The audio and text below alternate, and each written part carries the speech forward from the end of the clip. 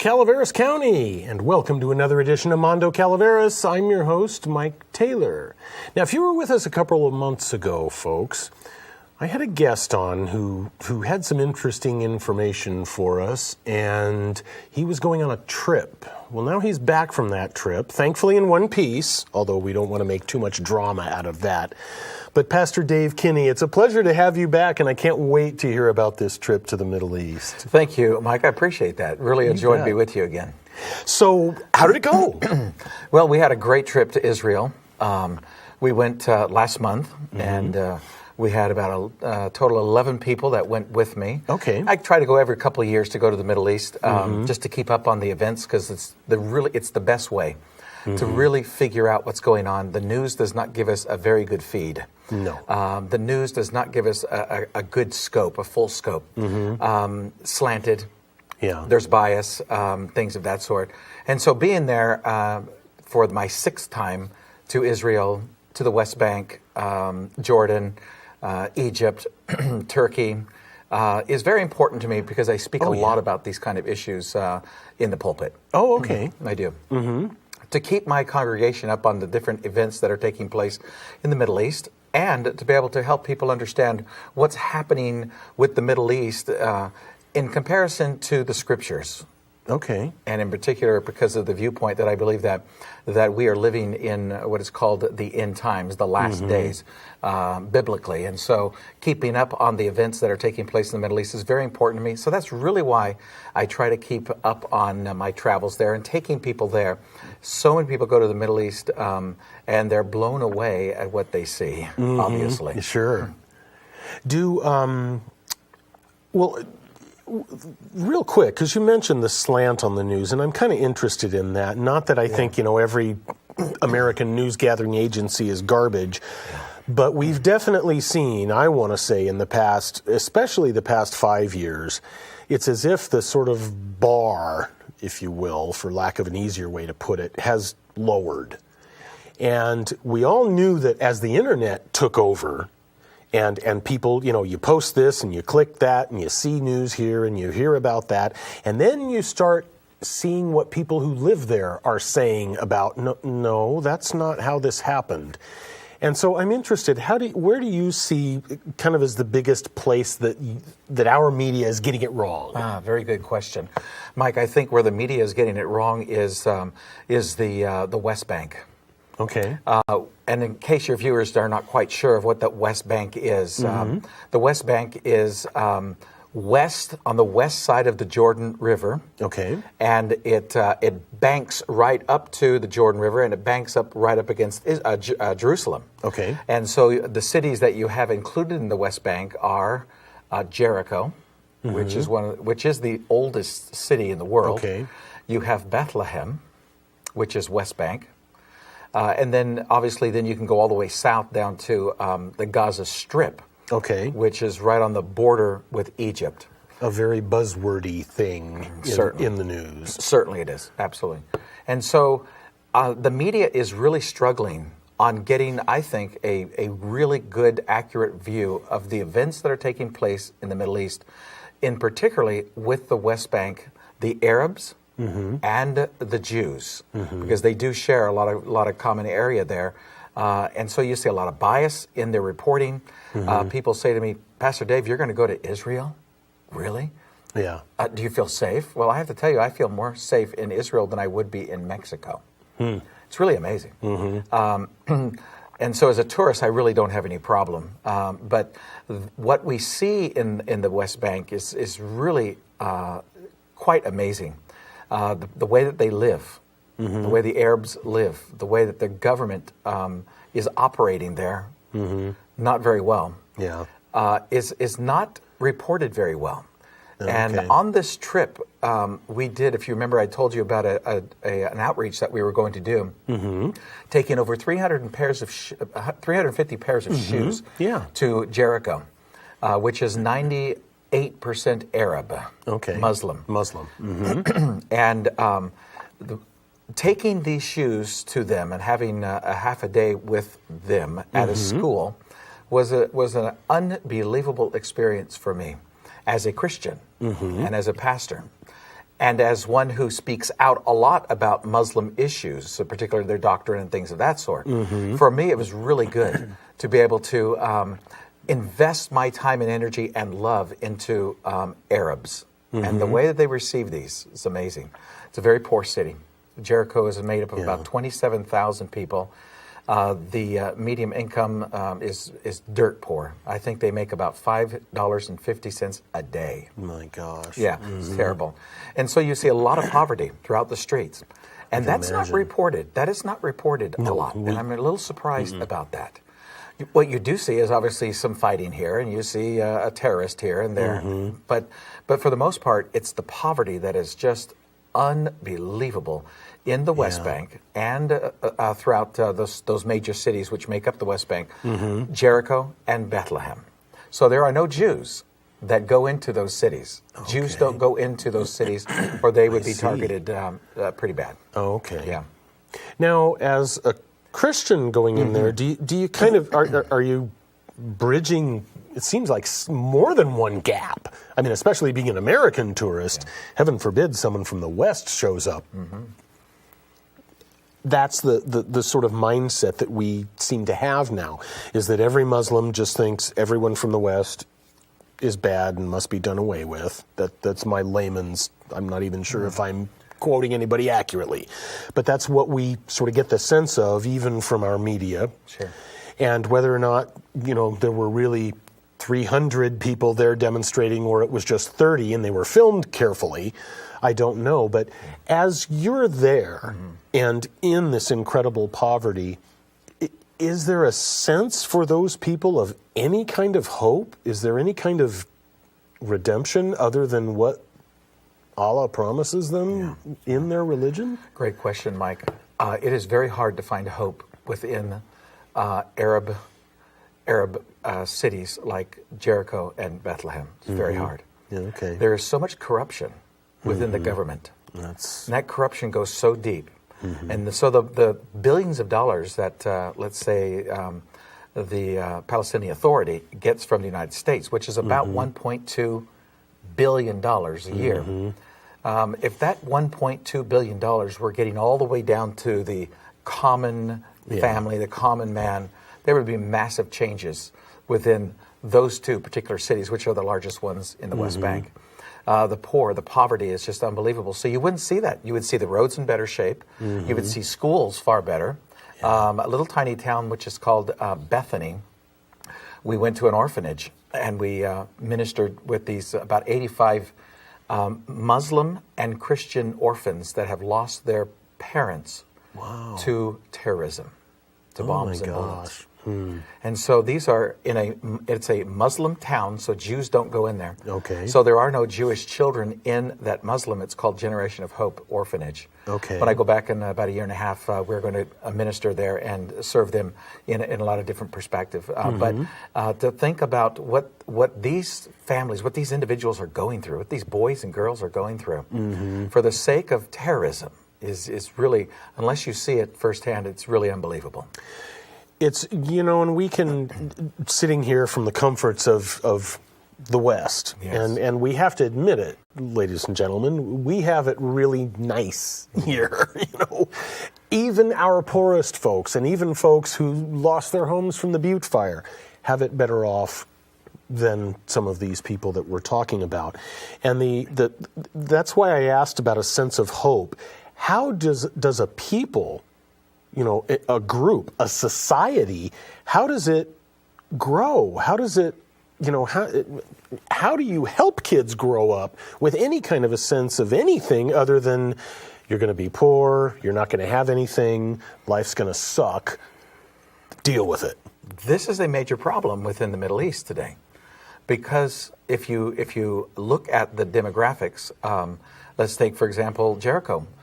50% of the population is 20 and under. Oh my gosh! Is that amazing? Wow! Absolutely. Yeah. And we were ministering to those kids, to that age group, and the way that they received what we gave them, between candy, shoes, and lip balm, things of that sort. It was unbelievable. Some of these kids have never had a pair of shoes before. And we're talking about a Nike, a pair of shoes like a Nike or Adidas or Puma or something of that sort, and things of that sort. There's no jobs. There are no jobs in those areas, and it's not, again, that money that the governments are getting from not only the United States of America, but from, I'm sure, the European Union and others, is not getting down to where it needs to go to make a difference. And so, unfortunately, you see people turning to very drastic and very desperate means by belting themselves up with a bomb and being promised that if they will die on behalf of Allah, that they will have 72 virgins waiting for them and all the wine that they can drink and so on and so forth. You see, that looks more inviting than living a life of poverty. Sure. And that is a real problem that is not being addressed by politicians, for sure. No. Now, is there any way that kind of corruption can be overcome? It strikes me as, I'm 50 years old, and I've heard about this since I was a kid. We've heard about, I can remember Menachem Begin and Anwar Sadat and the big deal with Jimmy Carter, and okay, now we've got some peace. And since then, it just strikes me as kind of nothing's changed. Maybe a little line or a neighborhood moved here or there every year, but it strikes me as everything is just as bad as it's been for 40 years. And that's why I keep asking about this sense of hope, and how does a community rise above this? Yeah. Is it outsiders like yourself coming in and showing that, hey, if you look a little bit over here, you might see, kind of a bright spot through that big long thing that turns out to be a tunnel, and unfortunately it's a train coming at you. But is there, how does that manifest? I can tell you this from reading and searching this out, and by very, very good people that have done work in this area. But Christianity is growing tremendously in the Middle East. Okay. There is a real revival taking place with Christianity and with Muslims. Okay. Because there's no hope in the basic doctrine of Allah, the Quran, Islam, from the standpoint of what they can look forward to, making life better, things of that sort. It's not happening. Unless, like you say, unless you die in service of... So a lot of people are turning to Christianity, and that is part of the stress that is going on with the Middle East right now, is because a lot of the government leaders, especially Iran, they know that many are converting secretly. Churches are blooming secretly in Iran, Iraq, and through the West Bank. But it's still, you have to be a secret Christian, if you will. Sure. And unfortunately, people are having to finally realize that there's nothing to offer them as far as in the sense of hope from what I understand of Islam, and I'm up on it, and I know what it teaches. Versus what they get from Jesus Christ, and the difference between what Muhammad offered and what Jesus offered. If you study the two people, the two prophets, there are vast differences between the two of them. Okay. Just think of it from this standpoint in regards to Muhammad. Muhammad was in 56 different battles before he died in 632 A.D. Muhammad was known for killing the living. Jesus was known for raising the dead. There's a big, big difference there. Yeah. And unfortunately, that's where a lot of people are finding hope now, Muslims in particular. And if you look in Iraq, if you look in Saudi Arabia, there is massive conversions taking place right now. And that is a major, major problem for the governments, because they're losing their power. Sure. Remember, Islam, the word Islam means submit.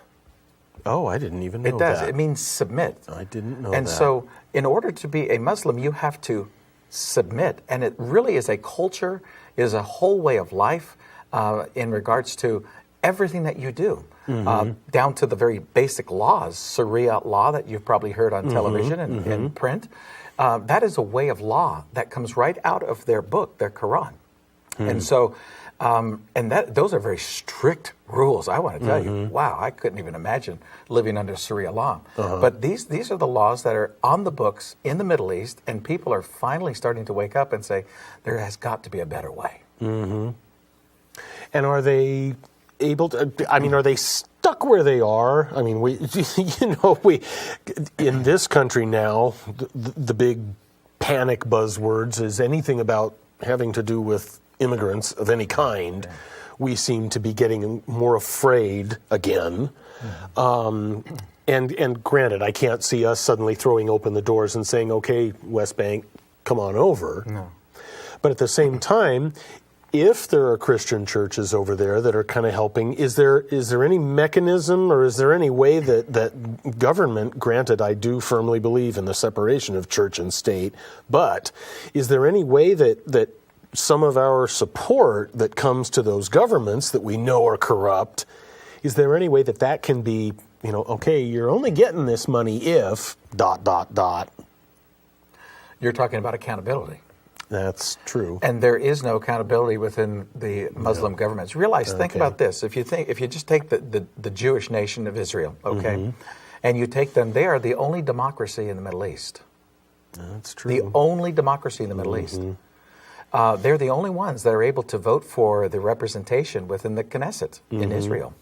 You go outside of that and you go to any other nation within the Middle East and there is no democracy. No, it's take it or leave it. That is one reason why Israel is blooming and blossoming in a powerful way. Their economy is going crazy. They have Intel over there. They're inventing things like amazing right now. The freedoms are unbelievable. The technology, the highways. Do you realize in Israel you can drink the water no matter where you're at? Yeah. Something we take for granted. You wouldn't dare do that in Egypt or even in the West Bank or in Jordan. I've been to all those areas and you would not even come close to drinking the water. Just something basic like that. Sure. So that then, as a traveler, as a visitor, you've got to be careful where you're eating. Oh, absolutely. What you're eating. When you're outside of Israel. Absolutely. Because you'll get sick just eating the salad because it's been washed in water that's not up to our standards. Yeah. What was the most surprising thing to you on this particular trip? Was there, a particular day, a moment, handing that child a pair of sneakers? What? I have to tell you a great story. When we came into Israel, we came in with 14 boxes of shoes. And they were with us on the plane. And we got stuck at customs with our boxes. So they took our boxes away. Yeah. And so in order to get my boxes back, I had to go through customs. Now, because I've been to Israel many times, I was able to split from the group for a little while and go over to customs. But I want to tell you what an amazing experience that was. Because when I walked into the customs office, which is highly bureaucratic, it's unbelievable. The bureaucracy is amazing. This one gentleman doesn't even smile or look at you, and he just kind of grunts at you, and they're all speaking Hebrew. Fortunately, I had somebody with me that spoke Hebrew, and so I had to convince him that I need these shoes. They're going to Jericho, and we're doing an outreach, and he's wanting all kinds of things from me, and I'm having to call the school that I'm connected with in Jericho, and it's amazing. Well, 6 hours later, after finally jumping through a whole bunch of hoops, I finally get to the point where I can sit at the desk, like we are seated here, and finally convince him that, okay, let's start the process at least, okay? So we start the process. And so he starts the paperwork, and so then he sends me over next to the next desk to a young lady who then starts working on the next process of this. And there was something else that I needed. I needed what is called a VAT number. A value-added tax number. Oh, okay. And and I couldn't get that from the school. And so that was holding everything up. And before she would go any further with her end, I had to have that number. Well, I finally convinced her that, okay, let's at least figure out what my cost is going to be to get these shoes out of customs. In the meantime, Mike, she has talked with my interpreter about how she was married to a Catholic. A Jewish woman married to a Catholic, and the marriage was a disaster. And she knew that I was a pastor, but she at first thought I was a priest. And she saw my wedding ring, and she said to Danny in Hebrew, why is that priest wearing a ring? Is he married? And so he had to tell her that he's not a priest, he's a pastor, a Baptist pastor. And so she went on to tell him about the mess of this marriage for a year and a half and how angry she was at God. And she was just in bad shape. Danny shares all this with me. And I'm still waiting for everything to take place here. And the story goes on like this. I start talking with her about this, and she understood just enough English. And so I started to tell her, because Danny told me, I said, Danny told me about your marriage, and I'm really sorry about that. And, if you'll really trust God, he'll find you that right person. Your Bible tells you that if you'll wait on God, he'll bless you, and so on. And I just listened to her. I just listened to her rant and rave about how angry she was at life, that marriage, and God. And so finally, we go through that, about a 45-minute conversation about that. Finally, then I said, Monica, can you please tell me what my cost is going to be to able to get my shoes out of customs so I can get to Jericho with them? She runs the numbers, and she says it's going to be over $1,000. I said, Monica, I don't have that kind of money with me, so you can have my shoes. I said, Danny, let's go. I got up from the table, and I was just about to walk out the door, and she said, Pastor Dave, come back.